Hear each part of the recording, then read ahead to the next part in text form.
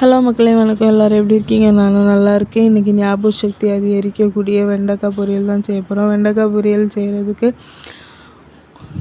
வெண்டைக்காவை பொடி பொடியாக நறுக்கி வச்சுக்கலாம். அதுக்கப்புறம் ஒரு உள்ளி, ஒரு 2 பச்சை மிளகாய் எடுத்து 2 பொடி பொடியாக நறுக்கி வச்சுக்கோங்க. அப்புறம் ஒரு கடாயில் ஆயில் ஊற்றி கடுகு, கருவேப்பிலை போட்டு நல்லா பொரிஞ்சு வந்த உடனே அதுக்கப்புறமா வெட்டி வச்சுருக்க வெங்காயத்தையும் பச்சை மிளகாயும் போடுங்க. அது நல்லா வதங்கி வந்தோடனே வெண்டைக்காவை போடுங்க. வெண்டைக்காவை நல்லா வதக்கி விட்டுட்டு கொஞ்சம் தண்ணி ஊற்றிக்கோங்க.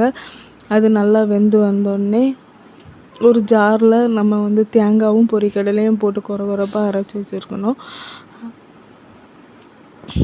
அதுக்கப்புறமா வெண்டைக்காய் நல்லா வெந்து வந்தோடனே அந்த கொரகொரப்பாக அரைச்சி வச்சுருக்க தேங்காவை போடுங்க. போட்டு நல்லா கிண்டி விடுங்க. கிண்டி விட்டுட்டு சாப்பிட்டு பாருங்கள். அவ்வளோ டேஸ்ட்டாக அருமையாக இருக்கும். நீங்களும் குழந்தைங்களுக்கும் செய்து கொடுங்க. எப்படி இருக்குன்னு சொல்லுங்கள்.